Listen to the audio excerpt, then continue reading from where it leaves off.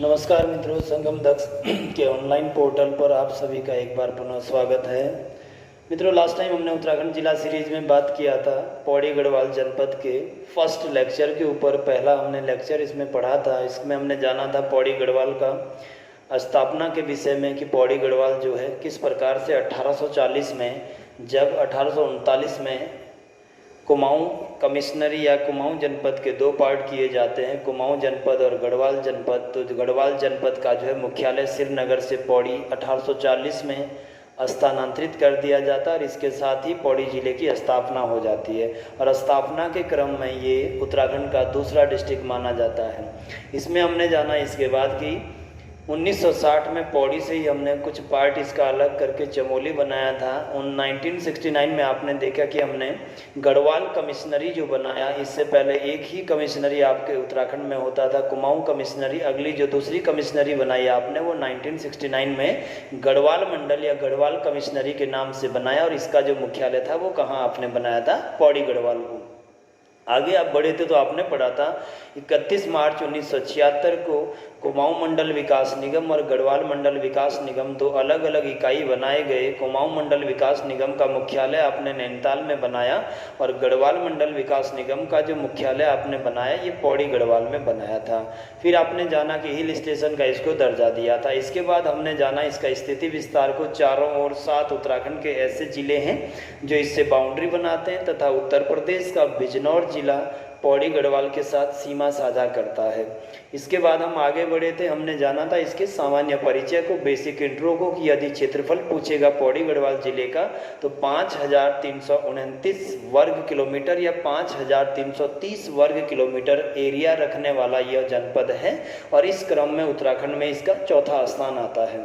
फिर आपने पढ़ा था इसके बाद कि यदि हम 2011 का सेंसस पढ़ें, जनगणना पढ़ें, तो उसमें हमने देखा कि पौड़ी गढ़वाल का जो टोटल पॉपुलेशन था ये 6,87,000 था, जो कि 2001 में 6,97,000 था। 10,000 लोगों का कमी हुआ पौड़ी गढ़वाल में। और दशकीय वृद्धि दर 10 ईयर में जो पॉपुलेशन में इंक्रीज या डिक्रीज होता है उसमें सबसे ज़्यादा जो ऋणात्मक वृद्धि रहा वो पौड़ी गढ़वाल का रहा। और जब आपने परसेंटेज में इसको निकाला तो -1.41% ऋणात्मक वृद्धि दर रहा। किसका? पौड़ी गढ़वाल का। दूसरे नंबर पर अल्मोड़ा भी ऋणात्मक में गया, जिसमें आपने देखा कि अल्मोड़ा 1.28% के साथ नेगेटिव ऋणात्मक वृद्धि दर में रहा और यहाँ भी 8,000 लोग कम हुए थे इन 10 सालों में। तो पौड़ी का जो स्थान आता है ये पहला या सबसे कम ऋणात्मक वृद्धि दर या ऋणात्मक वृद्धि रहा पौड़ी गढ़वाल का था। फिर आपने पढ़ा कि अगर लिटरेसी की बात करें पौड़ी गढ़वाल की तो यहाँ का 82.02 या 05% जो लोग हैं वो पढ़े लिखे हैं 2011 के सेंसस के अकॉर्डिंग। फिर आपने पढ़ा यहाँ का जो जनसंख्या घनत्व है वो पौड़ी में एवरेज रूप से 129 व्यक्ति प्रति वर्ग किलोमीटर रहते हैं। कहाँ? पौड़ी गढ़वाल में। फिर आपने देखा था इसके बाद कि पौड़ी गढ़वाल का जो लिंगानुपात है यहाँ 1103 महिलाएं रहती है 1000 पुरुषों पर और इस आधार पर उत्तराखंड में इसका तीसरा स्थान आता है। सबसे ज़्यादा लिंगानुपात अल्मोड़ा का 1139, भारत का दूसरा जिला अल्मोड़ा। इसके बाद 1114 के साथ रुद्रप्रयाग 1000 पुरुषों पर 1114 महिलाएं। और तीसरा आपने देखा था कि थर्ड नंबर पर तीसरा जो स्थान आता है वो किसका था? पौड़ी गढ़वाल का, 1103 महिलाएं और 1000 आपने देखे थे यहाँ पर क्या? पुरुष। चौथा जो रैंक था वो बागेश्वर का था और 1090 वहाँ भी महिलाएं हैं 1000 पुरुषों पर। तो इस प्रकार से आपने जाना था कि पौड़ी का इसमें जो रैंक आता है वो तीसरा रैंक है और यहाँ 1103 महिलाएं रहती कितने? 1000 पुरुषों पर। इसके बाद आगे बढ़े थे आप तो पौड़ी में आपने जाना था कि पौड़ी जो है लगभग 15 ब्लॉक है पौड़ी गढ़वाल में और ब्लॉक के आधार पर उत्तराखंड में सर्वाधिक जो ब्लॉक आपको मिलते हैं वो कहाँ है? तो पौड़ी गढ़वाल में। सर्वाधिक ब्लॉक की संख्या वाला जो जिला है आपका वो कौन है? पौड़ी गढ़वाल है। और सबसे कम जो ब्लॉक हैं वो आपके बागेश्वर में, जहाँ 3 या 4 ब्लॉक हैं। इसके बाद आपने देखा कि यहाँ पर टोटल जो तहसीलें आपकी वो 13 तहसीलें हैं और पिथौरागढ़ और पौड़ी दोनों ही ऐसे जिले हैं जहाँ 13 तहसीलें हैं और सर्वाधिक तहसीलों वाले जिले। सबसे कम तहसीलें पूछेगा तो आपके चंपावत में 5 तहसीलें सबसे कम तहसीलें हैं। फिर आप यहाँ से आगे बढ़े तो आपने देखा कि पौड़ी में 6 विधानसभा की सीटें हैं। कुल सीटें कितनी हैं? 6, जिनमें से पहली जो सीट है आपका वो कौन सा है, श्रीनगर सीट है, जहां से धन सिंह रावत जी इस समय 2022 में बीजेपी से विधायक हैं और उनके पास आपने उत्तराखंड सरकार में अभी कैबिनेट मंत्रालय दिया। उत्तराखंड का शिक्षा विभाग या शिक्षा मंत्री अभी कौन है, तो धन सिंह रावत, जो श्रीनगर सीट से विधायक है 2022 में। इसके बाद आपने देखा पौड़ी सीट, जो कि एसटी को डेडिकेटेड है, राम राजकुमार पौड़ी करके यहाँ से आपके विधायक हैं। इसके बाद आपने देखा लैंसडाउन से, जहाँ से दिलीप रावत हैं। इसके बाद आपने देखा चौबट्टा खाल से, जहाँ से सतपाल महाराज जी हैं और सतपाल महाराज जी उत्तराखंड की कैबिनेट में अभी मिनिस्टर है, जिनके पास आपने PWD, पर्यटन तथा लघु सिंचाई जैसे जो विभाग है वो इनके पास है। इसके बाद आपने देखा कोटद्वार सीट से, जहां से रितु भूषण खंडूड़ी जी जीत कर आई है, बीजेपी की उम्मीदवार हैं, भुवन चंद खंडूड़ी की पुत्री हैं ये। और उत्तराखंड की 5वीं विधानसभा में आज तक के इतिहास में पहली बार आपने किसी महिला को विधानसभा के अध्यक्ष के पद पर बिठाया, वो रितु भूषण खंडूड़ी हैं। और इसके बाद आपने देखा अगले जो सीट लगभग यही सीट आपकी बनती कहाँ से, पौड़ी गढ़वाल की। आगे बढ़ेंगे यहाँ से, तो नेक्स्ट हम बात करेंगे यहाँ के किसके ऊपर, पौड़ी गढ़वाल जनपद का इतिहास। और आज जो हमारा टॉपिक रहेगा वो हम किस पर बात करेंगे, तो पौड़ी गढ़वाल का इतिहास को। तो चलिए शुरू करते हैं इस वाले टॉपिक को, इस वाले लेक्चर को, आगे बढ़ते हैं यहाँ से। तो आज हमारे पास जो टॉपिक रहेगा जिस पर हमने चर्चा करना है या डिबेट करना है, ये है हमारा क्या, पौड़ी गढ़वाल जिले का क्या, हिस्ट्री, अर्थात किस प्रकार से यहाँ का इतिहास है, किस प्रकार से इतिहास यहाँ का आगे बढ़ा, इन पर बात करते हैं। तो इतिहास में सबसे पहले हम देखेंगे पौड़ी गढ़वाल में प्राचीन काल का जो पौड़ी गढ़वाल क्षेत्र में हमने पढ़ा कि क्या था, कण्वाश्रम विद्यापीठ था, जिसकी स्थिति कहाँ थी, तो मालिनी नदी के तट पर हेमकुंड और मणिकूट पर्वतों के बीच में था। हेमकुंड और मणिकूट पर्वत, थोड़ा सा समझ लेते हैं इसको। देखिए पौड़ी गढ़वाल के अंतर्गत मित्रों 2 माउंटेन आपको दिखेंगे जिसको अलग अलग नामों से जाना गया है। एक को आप कहते हैं क्या, हेमकूट, और दूसरे को आप कहते हैं क्या, मणिकूट। और इन्हीं पर्वतों के बीच में आप देखेंगे कि इनके बीच में ही हमारा जो कण्व आश्रम है वो बना हुआ था। ऋषि कण्व की जो तपस्थली थी, ये वाला आश्रम यहाँ पर क्या था, अवस्थित था।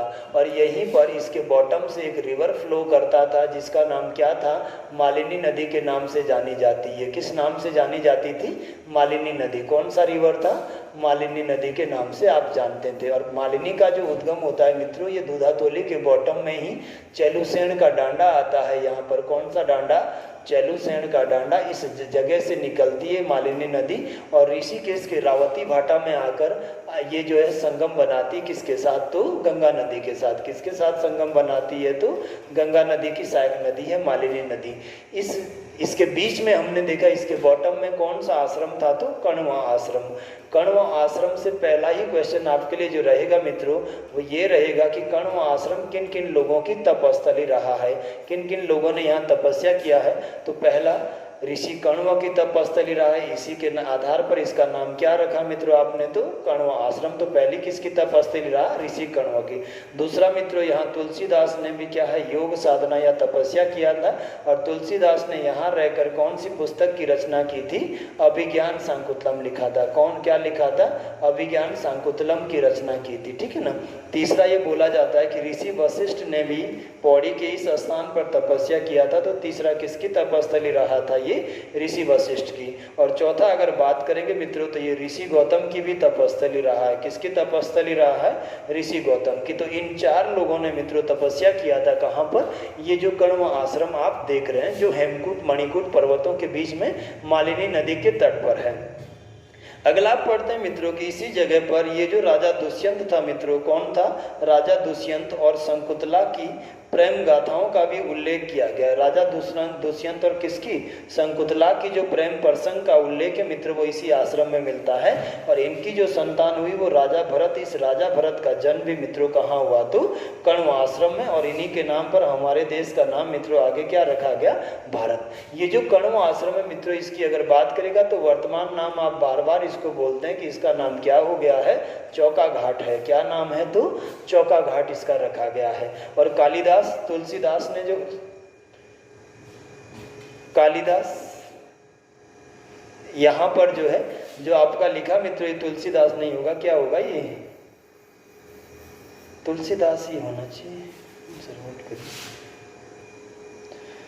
यहीं पर मित्रों थोड़ा सा मिस्टेक हो गया। ये जो था आपका, इसमें आप कालिदास करेंगे कि कालिदास ने किसकी रचना किया था मित्रों, तो अभिज्ञान शाकुंतलम की। किसकी रचना किया? अभिज्ञान शाकुंतलम की। और इसी पुस्तक में उसने इस क्षेत्र को क्या कहा था मित्रों, तो किसलय प्रदेश नाम दिया था। क्या नाम दिया था? किसलय प्रदेश। तो इस सारी की सारी बातें आपको किसके लिए याद रखनी है? कण्वाश्रम के विषय में। ऋषि कण्वाश्रम इनके नाम पर, चक्रवर्ती सम्राट राजा भरत की जन्मस्थली और राजा दुष्यंत शकुंतला के प्रेम प्रसंग का उल्लेख, ये सारी की सारी बातें ये आपका कण्वाश्रम है, इस जगह से आपको मिलते हैं। ऋषि कण्व है, कण्व की तपस्थली है ना। तो ये मैंने आपको सारी की सारी चीज़ें यहाँ बता दी। आगे बढ़ेंगे यहाँ से। इसके बाद मित्रों हमने देखा कि वर्ष 1515 का समय है। कब का समय है? 1515 का। और परमार वंश के 37वें जो शासक है अजयपाल ने गढ़वाल के समस्त गढ़ों को जीता तथा इन सभी गढ़ों को संयुक्त गढ़वाल नाम दिया, जिसमें मुख्यतः देहरादून, पौड़ी और सहारनपुर के क्षेत्र शामिल थे। इसके बाद सेकंड जो यूनिट आता है इतिहास में मित्रों, वो पौड़ी से आप ध्यान रखिएगा कि पौड़ी में क्या था। ये जो हमारा उत्तराखंड वाला एरिया था मित्रों, यहाँ पर हम देखेंगे कि जब जो है परमार राजवंश की स्थापना हुई इस उत्तराखंड या गढ़वाल वाले क्षेत्र में, इधर तो दो राजवंश समकक्ष चल रहे थे। एक था कौन? चंद, और दूसरे थे कौन? कत्यूरी। इन दोनों ही राजवंश की सत्ता चल रही थी कुमाऊं क्षेत्र में। और यदि आप गढ़वाल में देखेंगे मित्रों, तो इस गढ़वाल में अलग अलग छोटे छोटे राजाओं की सत्ता होती थी। और ये जो राजा थे ये लगभग कितने थे? 52 या 54 ठाकुरी गढ़ होते थे। क्या होते थे? 52 या 54 ठाकुरी गढ़। ठाकुरी जो छोटे गढ़पति थे वो राजा यहाँ पर शासन कर रहे थे। ये गढ़ आपको इधर दिखाए भी गए हैं कौन कौन से गढ़ थे। तो इन सभी गढ़ों को सबसे पहले मित्रों 1800, सबसे पहले आपने बात करेंगे तो 1515 के आसपास ये जो 37वां राजा था परमारों का, कौन सा राजा? 37वां जो शासक था ये कौन था? अजयपाल। और अजयपाल ने मित्रों इन सभी गढ़ों को विजित किया था। सभी गढ़ों को क्या किया? विजित किया था। इसीलिए सबसे महान राजा परमार राजवंश का आप किसको कहते हैं? तो अजयपाल को कहते हैं।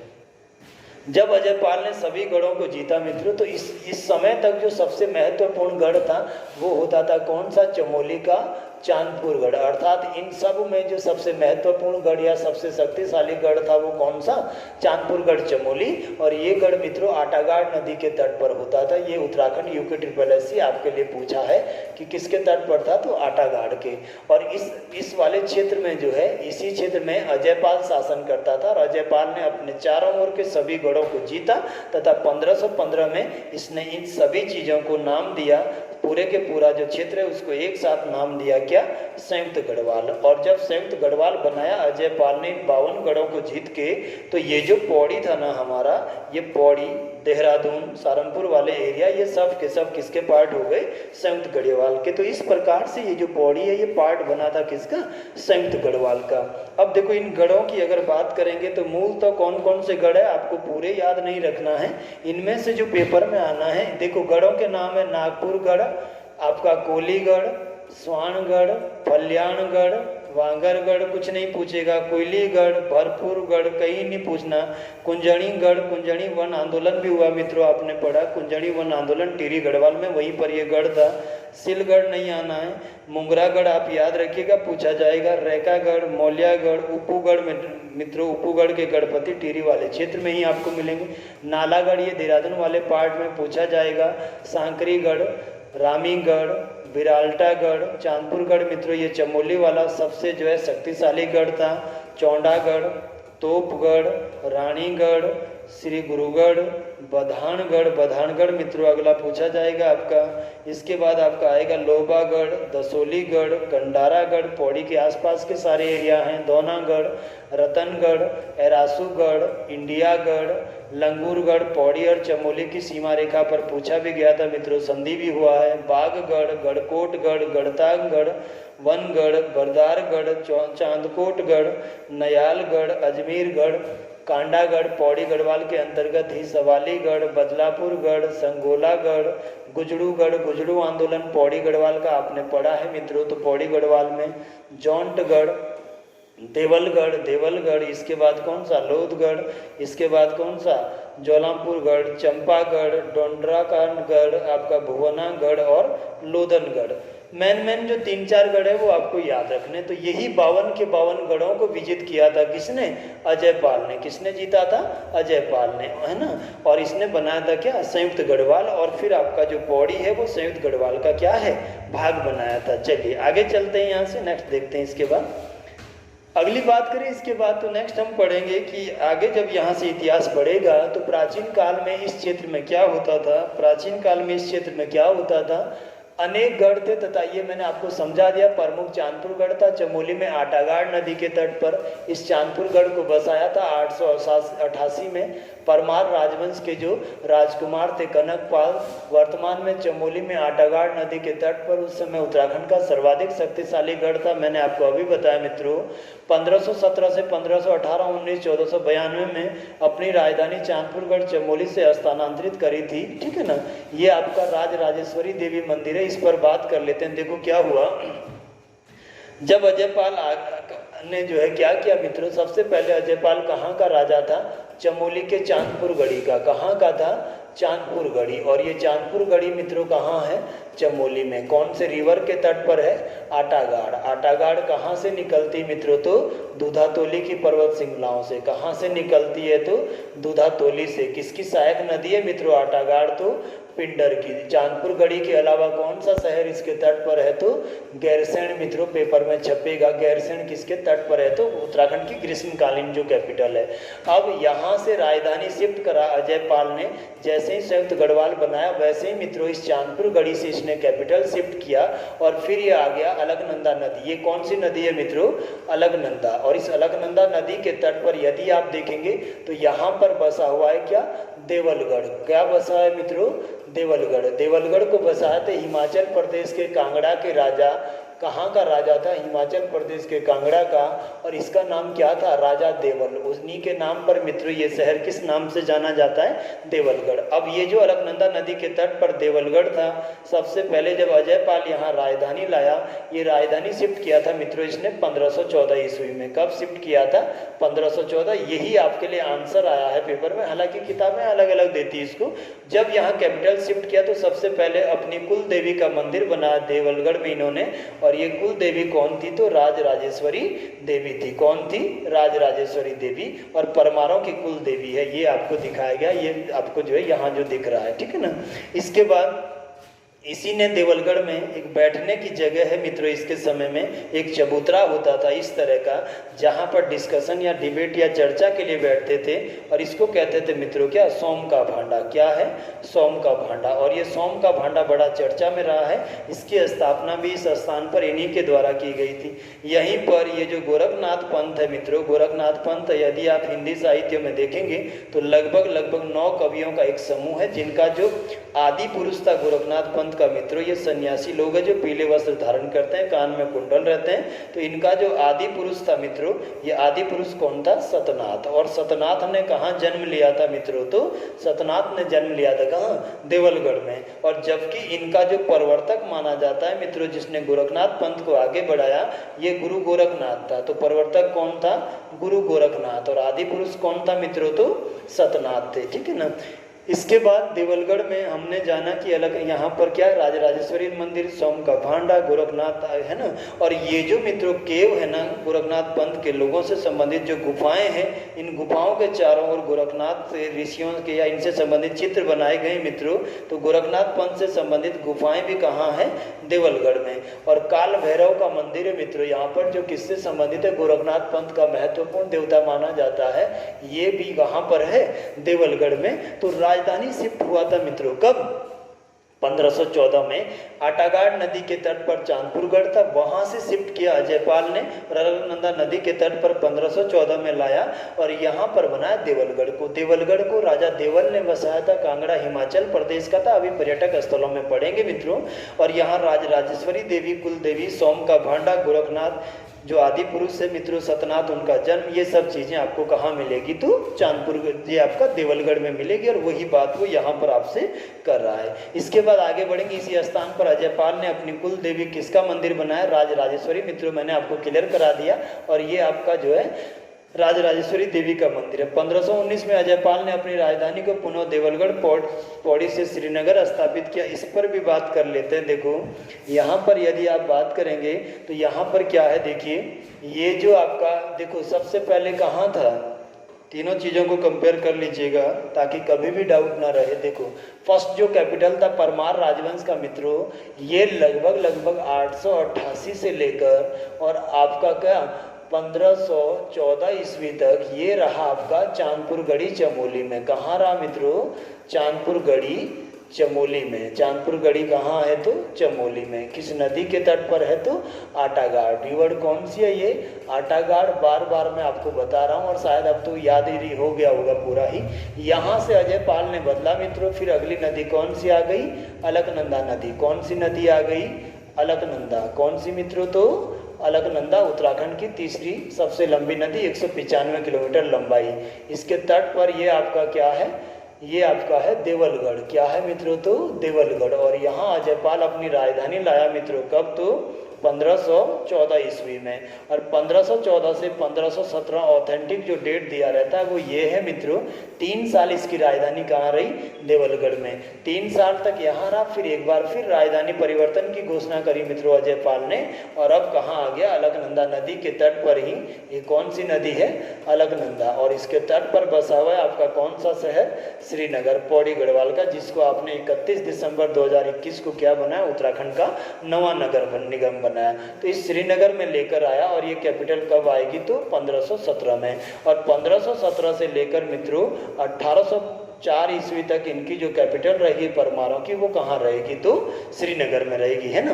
पहला राजा अजयपाल है, अंतिम प्रद्युम्न शाह है। तो इस तरह से राजधानी शिफ्ट किया था इन्होंने अपना, ठीक है ना। इस तरह से अजयपाल ने राजधानी परिवर्तन किया था। अगली आप बात करेंगे मित्रों तो नेक्स्ट जो कैपिटल गया था ये आपको लेकर गए थे मित्रों कब? 28 दिसंबर 1815 को परमारों का जो कैपिटल आपने शिफ्ट किया था वो कहाँ गया था? तो भागीरथी और बिलंगना नदियों के संगम पर लगभग पुरानी टिहरी या टिहरी गढ़वाल शहर में ये कैपिटल आपका गया था। और ये कैपिटल आपका 1949 तक यहीं पर है ना। तो ये मैंने आपको बताया था लास्ट मित्रों कि आगे क्या था।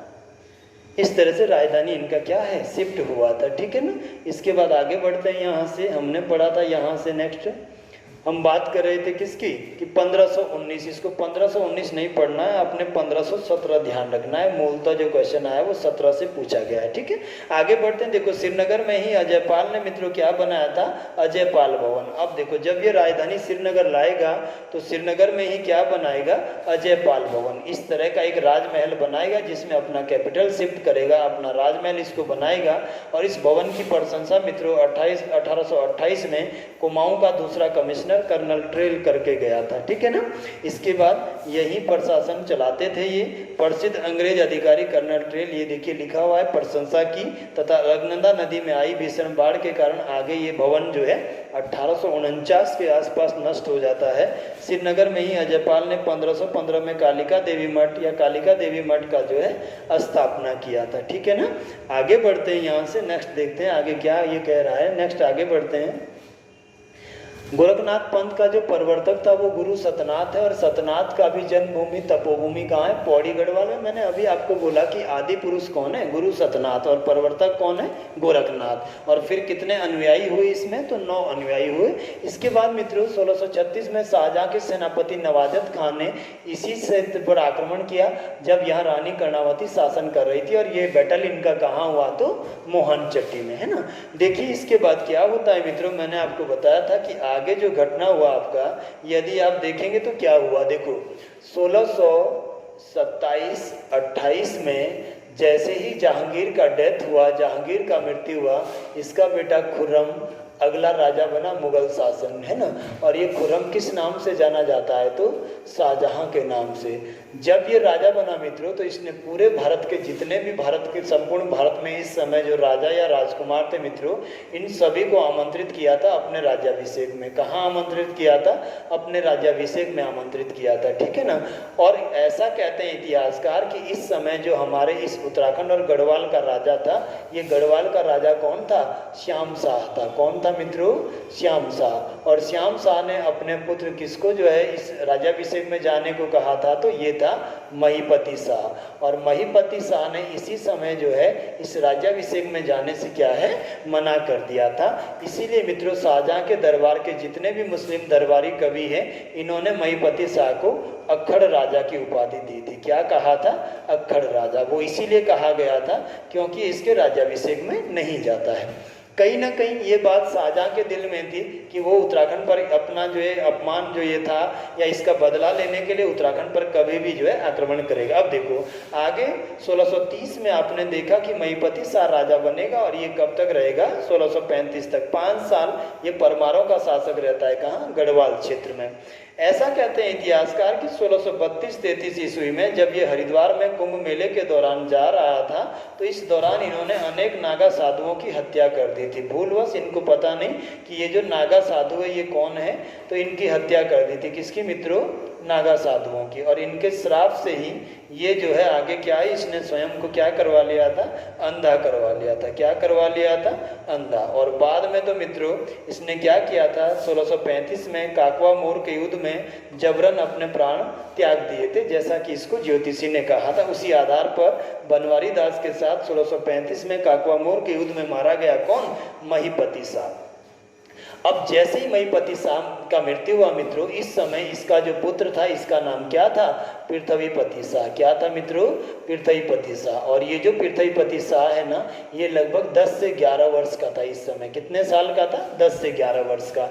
इसीलिए पृथ्वीपति शाह की जो संरक्षिका बनी थी मित्रों, इसकी माता बनी थी, इसकी गार्जियन जो बनी थी, और वो थी कौन? रानी कर्णावती। कौन रही मित्रों? तो रानी कर्णावती। और रानी कर्णावती ने 1635 से लेकर 1642 तक 7 साल तक अपने बेटे को क्या दिया था मित्रों? तो संरक्षण दिया था।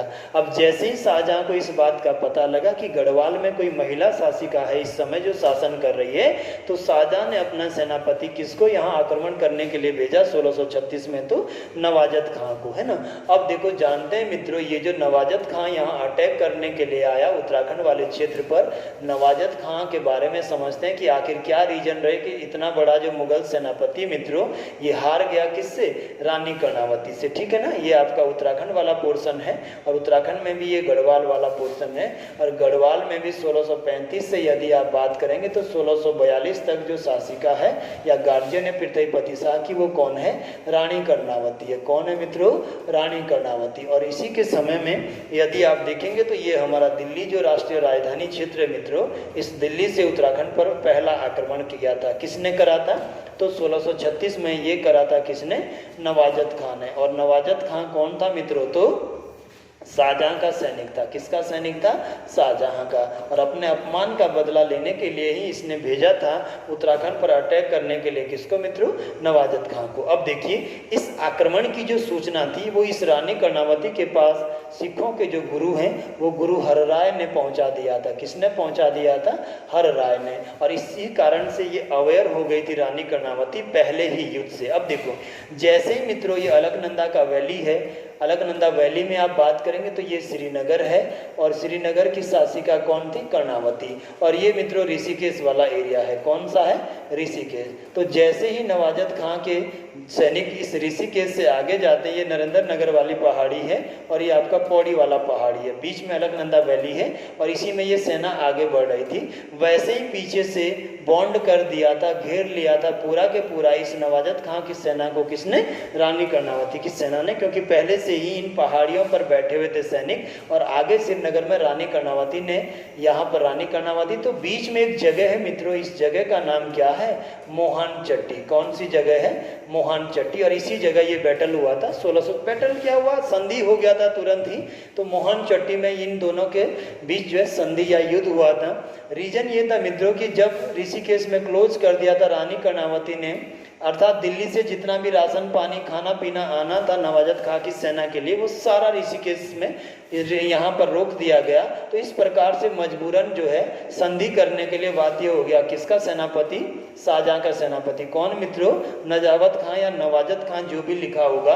और फिर इस संधि के स्वरूप ही रानी कर्णावती ने कहा था कि मुझे संधि स्वरूप आपके सैनिकों के नाक वो कान काटने हैं, नाक वो कान काटने हैं, ऐसा कहा जाता है। और तभी से इसको हम क्या कहते हैं, तो नाक कटी रानी कहा जाता है। कुछ इतिहासकार मानते हैं कि ऐसा नहीं है, ये जब 7 सालों तक परमारों की शासिका रही तो जितने भी लोग इसके यहाँ जो भी मतलब जितने भी लोग अपराध करते थे, इन सभी लोगों के ये क्या करवाती थी, नाक और कान कटवा देती थी, जिससे इन अपराधों पर क्या है, अंकुश लग सके। तो 2 प्रकार के इतिहासकार अलग अलग यहाँ बात करते हैं।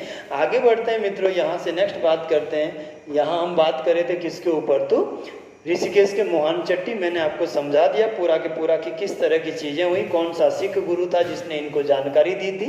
ये रानी कर्णावती आपको दिख रही है यहाँ पर। इसके बाद मैंने बोला कि इस युद्ध में कर्णावती की विजय हुई। विजय क्या, संधि स्वरूप संधि मजबूरी में करनी पड़ी और मुगल सैनिकों के नाक काटने की शर्त रखी। इसके पश्चात युद्ध मुगल सैनिकों के नाक कान काटे थे।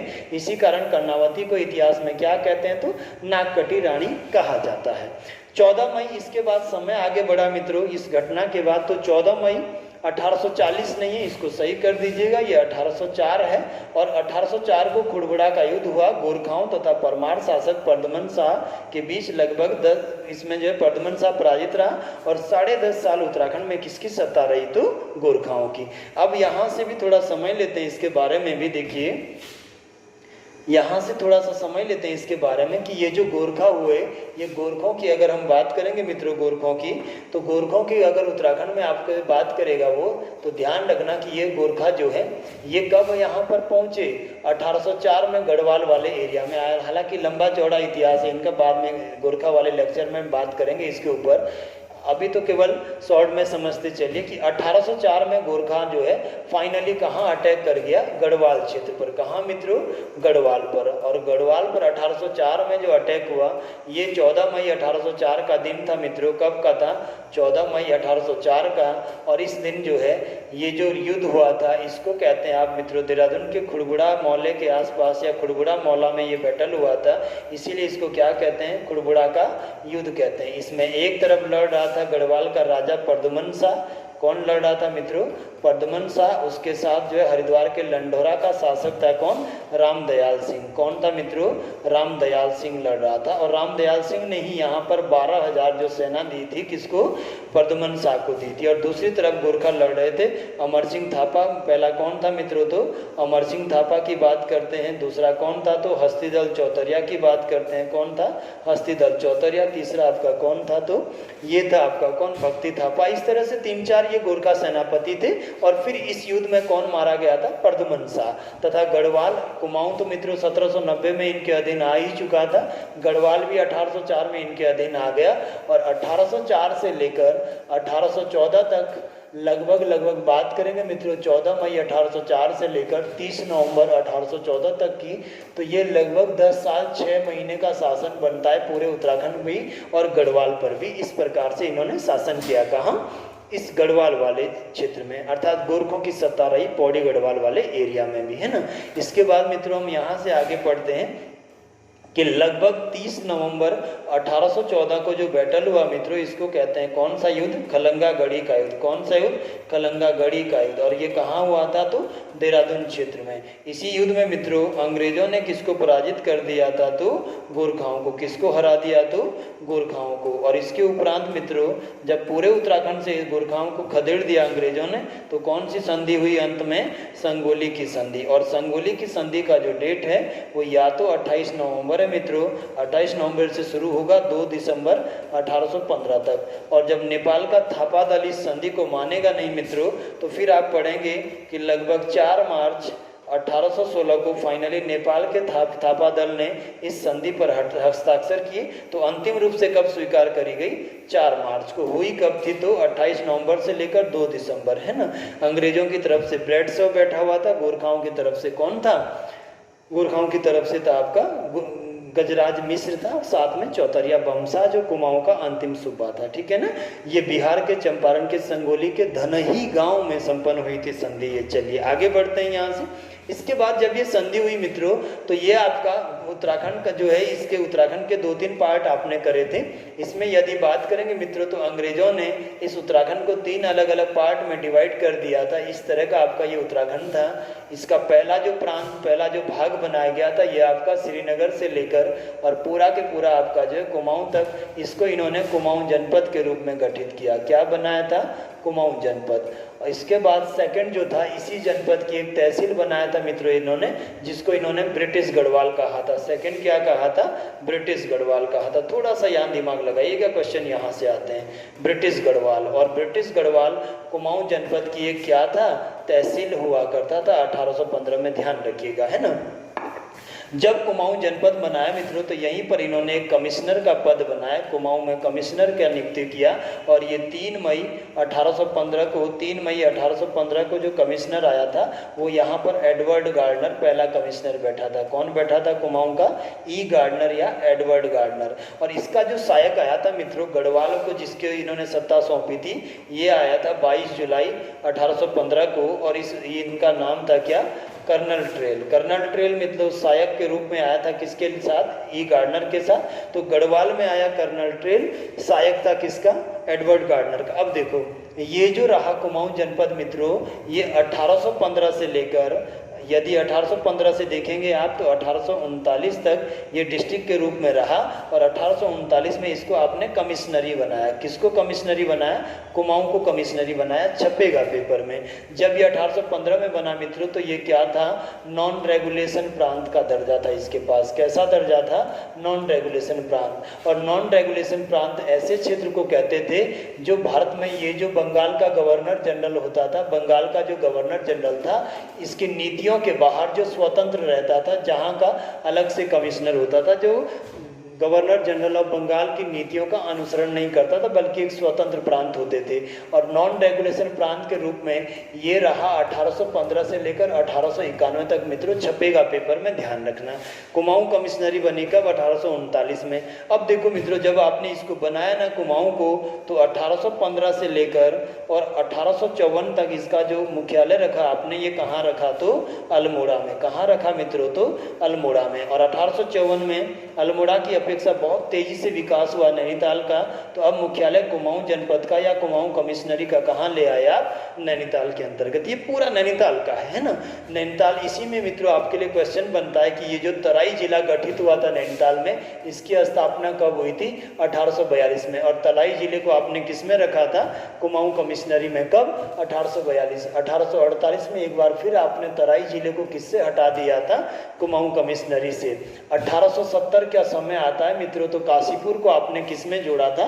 कुमाऊं कमिश्नरी में। 1872 का समय आता है, तो एक बार फिर अटैच कर दिया जाता है तराई जिले को किस में? कुमाऊं कमिश्नरी में। 1892 का एक बार फिर समय आता है, तो तराई जिले को फिर सेपरेट किया जाता है। पढ़ेंगे इसको पूरा, जब आगे ब्रिटिश शासन पढ़ेंगे, कोई दिक्कत नहीं, लेकिन आप फाइनल करके चलिएगा। वैसे ही मित्रों गढ़वाल की बात करेंगे कि गढ़वाल का जो पहला उपायुक्त बनकर आया था कर्नल ट्रेल, 8 जुलाई 1815 को ये गढ़वाल पहुंचा तथा 22 जुलाई को इसने चार्ज लिया था 1815 में। ठीक है ना। तो इस तरह से गढ़वाल जो बनाया गया वो 1815 में। और जब ये बना मित्रों इस ब्रिटिश गढ़वाल, तो इसका जो हेड ऑफिस था वो कहाँ होता था? श्रीनगर में। हालांकि श्रीनगर भी पौड़ी का ही पार्ट हुआ करता था। और फिर 1839 में मित्रों अंग्रेजों ने 2 जनपद बनाए। एक तरफ बनाया गया गढ़वाल जिला, गढ़वाल जिले का जो गठन किया गया, ये गढ़वाल जिला बनाया गया डिस्ट्रिक्ट के रूप में मित्रों। ये कब बना? 1839 में। और दूसरा बनाया था इन्होंने कौन सा जिला? कुमाऊं जिला। कौन सा मित्रों? कुमाऊं जिला। ये भी कब बनाया था? 1839 में। कुमाऊं जिले का मुख्यालय वही अल्मोड़ा में, जो 54 में नैनीताल में आएगा। और गढ़वाल जिले का मुख्यालय मित्रों इन्होंने 1840 या 39 में ही यहाँ से शिफ्ट करके कहाँ बना दिया? पौड़ी में। और इस प्रकार पौड़ी जिले का क्या हो गया था?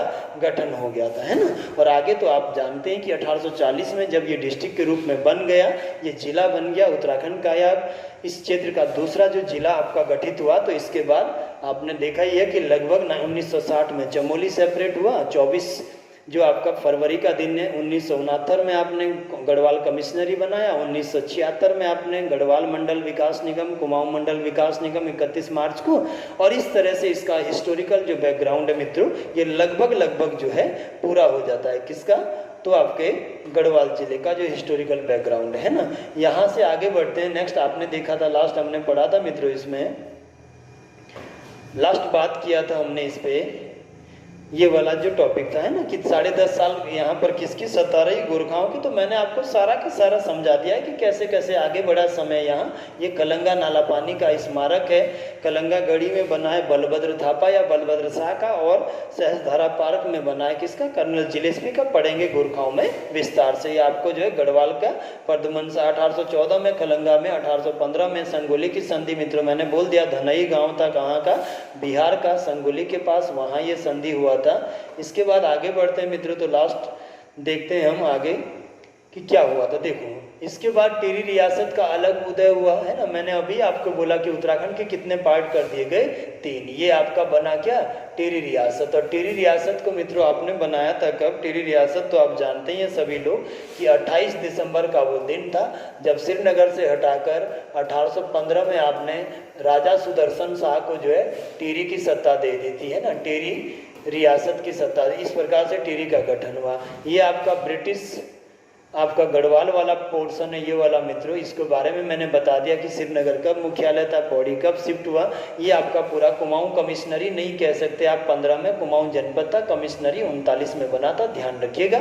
1915 से 1939 तक इसका सीधा सा अर्थ ये है कि जो कुमाऊं कमिश्नर थे, ये कमिश्नरी ऑफ फर्रुखाबाद या फर्रुखाबाद उत्तर प्रदेश की कमिश्नरी के अंतर्गत शासन प्रशासन चलाते थे, स्वतंत्र नहीं थे, है ना। नॉन रेगुलेशन मैंने समझा दिया कि 1815 से 1851 तक ये क्या था, नॉन रेगुलेशन था, जिसका सीधा मतलब ये है कि जो बंगाल के गवर्नर जनरल थे वो इंटरफेयर नहीं करते थे इनके शासन प्रशासन में, अपने आप में ये फ्रीली थे, एक स्वतंत्र थे। 3 मई को गार्डनर मैंने मित्रों सब आपको समझा दिया है सारी के सारी चीज़ें यहाँ से कि किस किस तरह से आपको आगे बढ़ना है। राजा सुदर्शन शाह ईस्वी में टिहरी की स्थापना है ना, राजधानी बनाया। इधर यहाँ पर जो प्रथम अंग्रेज अधिकारी एडवर्ड गार्डनर मित्रों अल्मोड़ा मुख्यालय बनाया गया। 1854 में नैनीताल में आया क्योंकि बहुत तेजी से नगरीकरण हुआ नैनीताल का। श्रीनगर 1815 से 39 तक रहा किसका, ब्रिटिश गढ़वाल का या गढ़वाल तहसील का। इसके बाद श्रीनगर से आपने 39-40 में मुख्यालय कहाँ शिफ्ट कर दिया, पौड़ी जिला। इसी क्रम में 1840 में स्थापना भी आप पढ़ते हैं किसकी हुई, पौड़ी की। और ये देखो 1840 में पहली बार किसकी स्थापना हुई मित्रों, तो पौड़ी जनपद की। 1969 में पौड़ी गढ़वाल को गढ़वाल मंडल का एक स्वतंत्र जो है जनपद बनाया गया, मतलब पौड़ी गढ़वाल का स्वतंत्र जनपद नहीं, गढ़वाल मंडल जो है स्थापित किया गया, गढ़वाल कमिश्नरी स्थापित की गई, ठीक है ना। और उसके अंतर्गत पौड़ी जिला जो है शामिल हुआ। इसके बाद आगे बढ़ते हैं यहाँ से, तो नेक्स्ट बात करते हैं, तो लास्ट टाइम हो गया है ना। तो ये लगभग इतिहास जो था पौड़ी जिले का मित्रों मैंने पूरा के पूरा आपके साथ चर्चा कर ली है कि कैसे कण्व आश्रम से आगे बढ़कर लास्ट टाइम जो इतिहास पौड़ी का आता है वो किस तरह से आगे बढ़ा, ठीक है। तो चलिए सेकंड जो आपका लेक्चर था, दूसरा जो व्याख्यान था आपका पौड़ी जिले का, ये पूर्ण होता है। इसके बाद अगले टॉपिक पर हम चर्चा करेंगे पौड़ी गढ़वाल में प्रवाहित होने वाली प्रमुख नदियाँ, उनके ऊपर बनने वाले प्रमुख बांध तथा पौड़ी में अवस्थित वाइल्ड लाइफ जो सेंचुरी आपका वन्य जीव विहार सोना नदी, जिसको आपने 1987 में बनाया है ना। और फिर आगे चर्चा करेंगे उसके बाद यहाँ के पर्यटक स्थलों की, जिसमें आप पढ़ेंगे कोटद्वार, दुगड्डा, लैंसडाउन किस तरह से अस्तित्व में आए, श्रीनगर कौन कौन से संस्थाएं यहाँ पर अवस्थित है, सारी बातों पर हम क्या है चर्चा करेंगे। तो चलिए बने रहिए आप संगम दक्ष एकेडमी के साथ, संगम दक्ष के साथ, और लगातार हमारी क्लासें आपके लिए जो है उपलब्ध रहेंगी। उत्तराखंड हिंदी, जीएस तथा रीजनिंग और कंप्यूटर की सभी क्लासें एक बार फिर सीक्वेंस से शुरू हो रही है, ठीक है ना। चलिए ठीक है, मिलते हैं अगली क्लास में नेक्स्ट टाइम, ठीक है।